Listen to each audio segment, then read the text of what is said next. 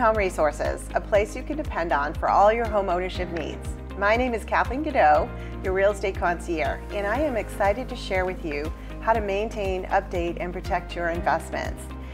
You know, just the other day I saw this line. It said, our relationship with plants can make us healthier and happier. And that really stuck with me. So I went searching for a landscaper that really knew how to respect what this had to say. And I found a wonderful gentleman. His name is Nate Fournier. Welcome, Nathan. I'm so excited to have you. You are the CEO of HomeHarvest of Central Mass. Is that correct? That is correct. Awesome. And I love the fact that you advertise yourself as edible landscape and construction. So I'm so excited to learn more about this.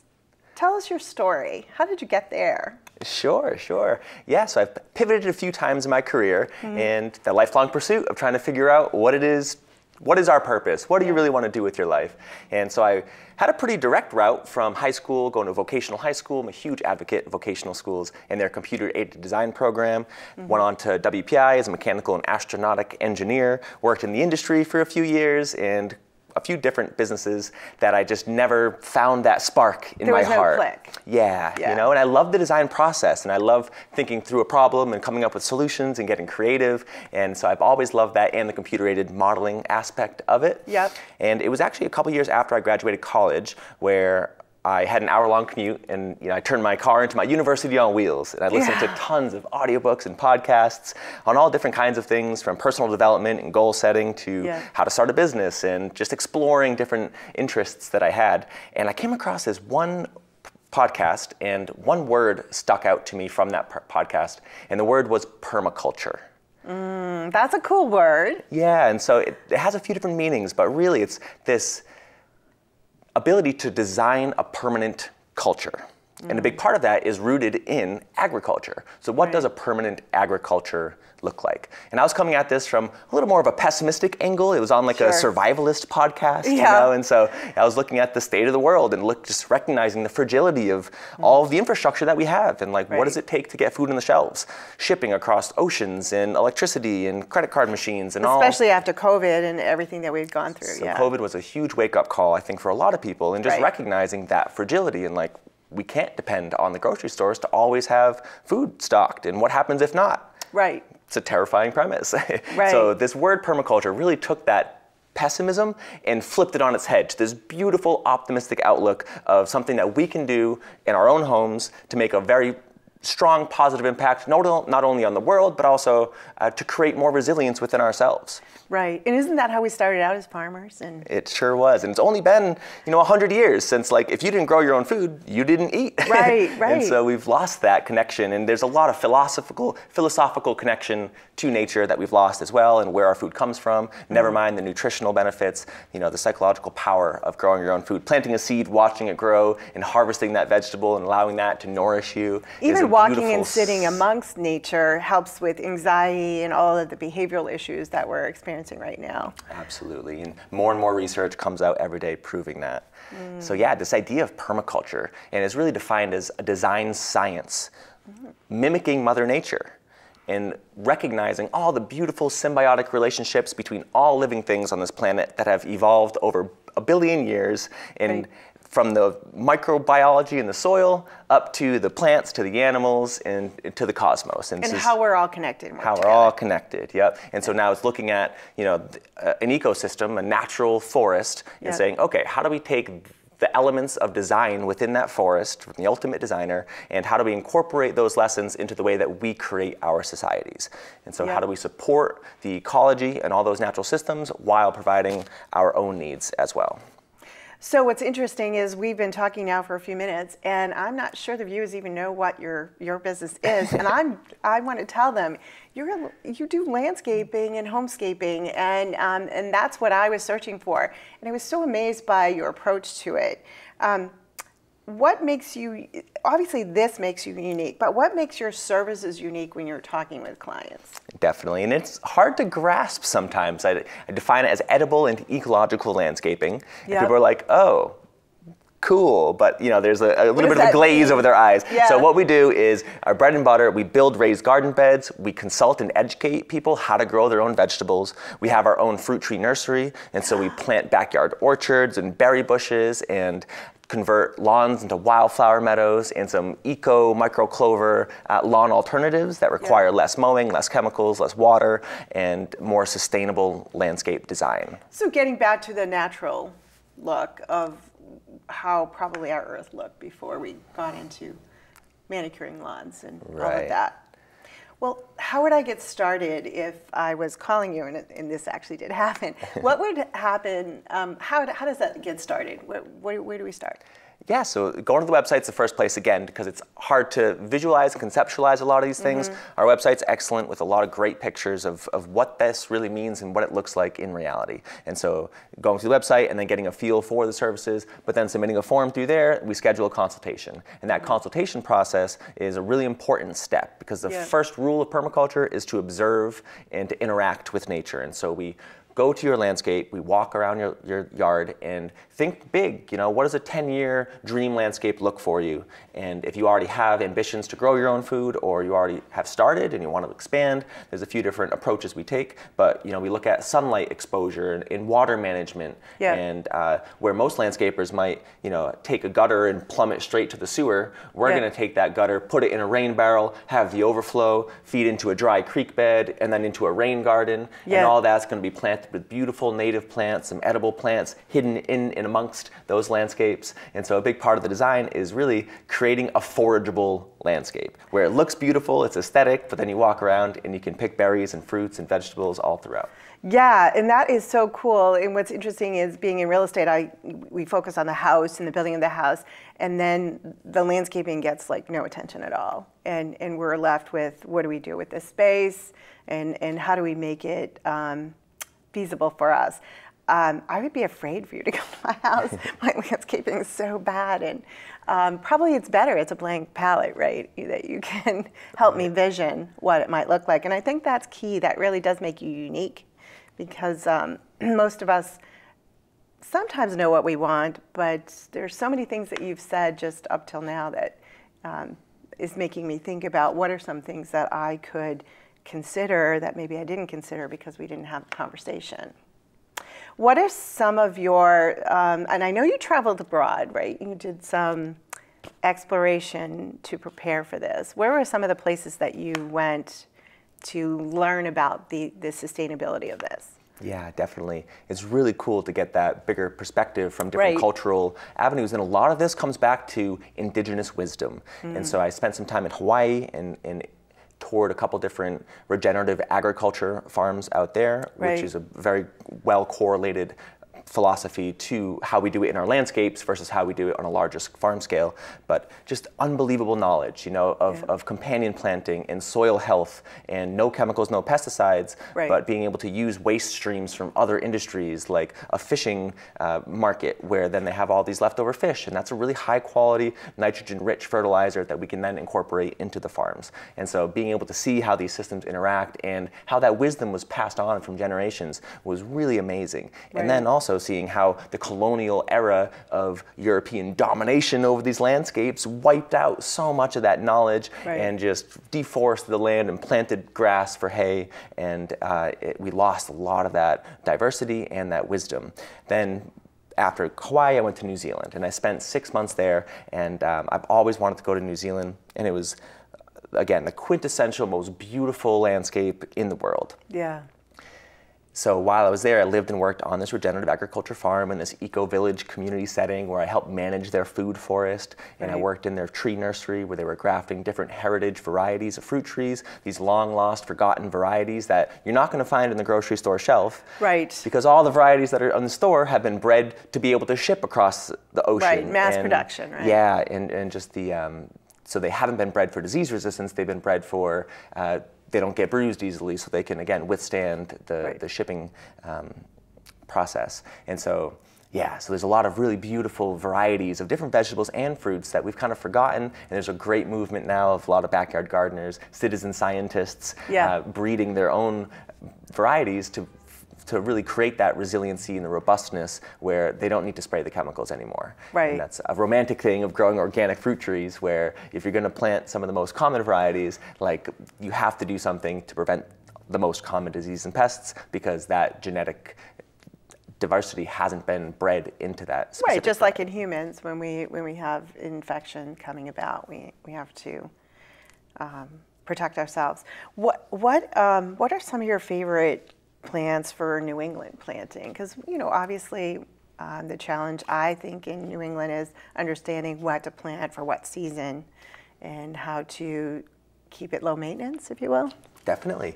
Low maintenance is a huge factor, and that's Yeah. a big draw. For me. A big draw for most people, again, because landscaping, because we plant all these exotics that don't belong Right. here, and so they require a lot more water and nutrition and Right. special pruning practices to make it look in a perfect sphere, where there are other native plants, the other shrubs that have a beautiful natural form. You don't have to prune it. It belongs here. It's already Right. adapted to the soil. You don't have to fertilize it. You don't have to water it, and it has a very nice aesthetic as well. So there is a big movement, a lot more native plants. Some of the varieties I love, especially on the fruit side, Yeah. that most people don't know about, like pawpaw is a really cool native fruit tree that Really? is actually What does it resemble? So it's actually in like the mango family, but it is hardy up to New England, and it grows it can survive in part shade, which is pretty rare for a fruit tree. Most need full sun, but they call it the Native American banana. And so it's like a mango banana custard, really cool fruit, and it has big broad leaves like a tropical looking leaf that turn blaze orange in the fall. So they have a beautiful aesthetic as well, and they just have no pest or disease issues compared to most other fruit Interesting, trees. because you and I first started talking about fruit trees because that was my way to bring beauty to the yard. Because the fruit is beautiful, but then you also have the flowers and the other things that come with the fruit trees. How about ground covers? What's your favorite ground cover for New England? Yeah, so my philosophy, especially with garden design, is to have a living ground cover as often as possible. Mm-hmm. Right now we're so used to this massive 1,000 square foot mulch bed with a couple shrubs, and then we have to reapply that mulch every year, and we have to weed it, and we have to put so much energy into our red dyed mulch, that people love. And so our philosophy is much different, where we plant our plants much closer together, and we have a shrub layer that's taller in the background, leading down to perennial layer, herbaceous perennials, more of that mid-level, and then the ground cover filling in all the space underneath and between. Right. And so we like to plant a little bit more densely than even a lot of the tags recommend, to create that nice cottage garden feel. And we design for bloom overlapping, so that throughout the seasons you get different blooms with different swaths of color that really complement each other and create a wonder and seasonal interest. And then the ground cover is really important. We love strawberry as a ground cover. And so there's a lot of different, the most common like edible strawberries that we see have much bigger fruit, but they don't propagate quite as much vegetatively, whereas there are some other native fruit tree, native strawberries that are more of like a woodland, an alpine strawberry or a woodland strawberry, where they have the little tiny strawberries. Right. They're just little teeny. Those work really well to create a nice green carpet and cover the space. And so that's kind of our philosophy, is you shouldn't see mulch for more than 3 years. Yeah. So we like to add as many plants as we can, and hopefully that ground cover will fill that space. It'll shade the lower soil so that weeds don't pop up. After the fall and the plants die back, they add that natural fertility back into the soil, and then when everything resprouts, they outcompete the weeds, and it's like this beautiful landscape that then you don't have to mulch, you don't have to weed, and it creates this really nice. All right, you sold me on that. I hate weeding. That is like the worst. What are some of the projects you do? Let's just outline some of the projects. I think the viewers have a great idea of the beauty that you can bring to their property, but you also do other projects. So tell us a little bit more about some of those things. Yeah, so again, we really like to take a holistic approach to landscape design. And with my engineering background and the 3D modeling, I have a great software where I can 3D render your whole landscape. And again, imagining it 10 years down the road, maybe you want a nice bluestone patio here and a fieldstone retaining wall, and then a pergola on top with a fire pit and an outdoor kitchen, and all these different elements that most people, you're not going to afford necessarily all at once. Right. And so we create that long-term phased approach where we're developing a relationship with you and the landscape, which is really important. And then, yeah, so we kind of handle everything. And so I had some experience renovating houses as a general contractor. I got into carpentry and construction, and I love that. We have our awesome in-house wood shop, and so we build a lot of chicken coops, rabbit hutches, raised beds is like our bread and butter, arbors and pergolas, and there's just a really sensational feeling of having a nice, beautiful cedar arbor that creates a threshold into the garden. And we plant grapes along it, or clematis flowering vines, or even hardy kiwi we can grow here. Really? And walking underneath an arbor with fruit dangling down, and you step into the garden, and it's full of life and abundance, and really creating that sensational garden, which is really like we like to focus on, between bright colors, the sounds of the birds and the bees, the texture of the different plants, the tastes, of course, and you just get this really overwhelming sensation of peace in these gardens. It is very peaceful. Most of the properties I have that have garden spaces that that create that romantic feel that you just described, it's like a separate room outside of your house where we go to hang out. So it is really important that we optimize the full property as well as the interior. So the raised vegetable beds, and you mentioned education. That was one of the conversations we had because I'm getting ready to do a deck, and I wanted to. My husband was a gardener and is limited, so the raised vegetable beds is something I think he can handle. You'll actually help build them, plant them, and then educate on how to maintain them. Is that what I heard you say? Yeah. Don't want to put words in your mouth. I just want to make sure I have an understanding. And it spans the gamut. Some people are really excited and have some existing knowledge of gardening, but maybe they're growing in ground, which is it's doable, of course, but in a city, there's a lot of lead in the soil, there's a lot of weed pressure, and you don't really know what used to be there, so we do a lot of soil testing as well. But building a raised bed is so nice because you just start with a perfect soil mix right off the bat, and then you have a little bit more height too, so you're not on your hands and knees digging in. And so I love raised beds. And then as far as the education aspect, sometimes we can do anything from just building the beds and you're on your own, or we can do a full garden layout, a full plan, educate you about companion planting and successional cropping, and being able to develop a whole plan for the season. And that might be a deliverable as just a plan for you, or you can just hire us and we'll come out every other week and we'll plant, we'll maintain, we'll replant, we'll train up trellises and take care of everything. So you're a partner in the process. Yeah, definitely. That's awesome. That's awesome. What are some tips that you can share with the viewers about how to move toward a healthier garden? Is there anything that you can give them, more than 2 or 3 tips? Yeah, definitely. There's a lot of different, really small actions that we all can take to make a massive positive impact on this planet. One is waste reduction. So thinking about composting. We build a lot of compost bins in our wood shop as well. And so we have smaller vermicomposting bins, which are actually worm bins that break down your food scraps. And I have a small bin right in my kitchen, and it's so nice and really convenient. Interesting. And then larger landscape composting bins for all your leaves at the end of the season. And yeah, that's a huge problem. Yeah, we have a lot of leaves here in New England, and that's, we're pretty lucky really climate-wise where we're at, because we can grow lots of things, almost everything except for the tropical, citrus and mangoes and avocados. Unfortunately, we can't grow those here. But that's one simple thing, is the compost is one small thing. And then growing any amount of your own food. I mean, it doesn't take much to have one, like a 4x8 raised bed, really just for practice. I think one of our core values is resilience, and our core values rooted in resilience. And so what does resilience mean to you?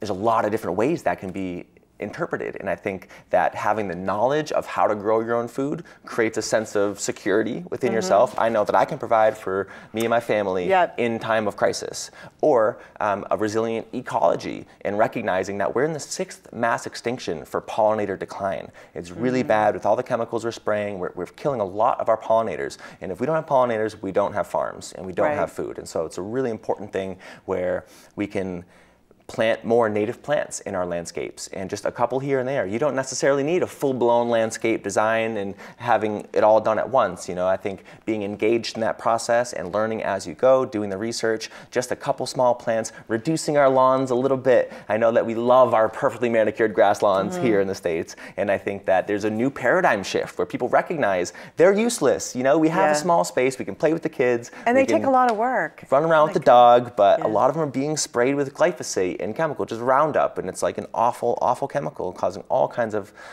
ecological destruction. And now a lot of research is coming out as far as internal, the microbiome in our gut is directly correlated to the microbiome in the soil, and all that biology is really important, and the science is really exciting. So I can tell you're passionate about it, and just a short time, or the conversations that we've had, you've gotten me excited about it. So I really value all of the knowledge that you have, and I definitely wanted to be able to share you with our viewers. So thank you so much for coming today. I really appreciate you joining us. We do have information about Nathan's website, as well as some photos included on here on screen, and how you can reach Nathan. If you're actually looking to offset and changing the economy, in our changing economy, what you can do to help, I think this is one small way in which you can get involved with edible landscapes. So thanks again. I appreciate you. Thank you for joining us today. If you have tip ideas or topics for us, or questions about your home, and please email us at the email address on the screen. We want to earn the right to be your real estate concierge, and I also invite you to join our Be Home Facebook page. We have a ton of resources there. Again, I'm Kathleen Gano, and I'm signing off for today. Be well and live well.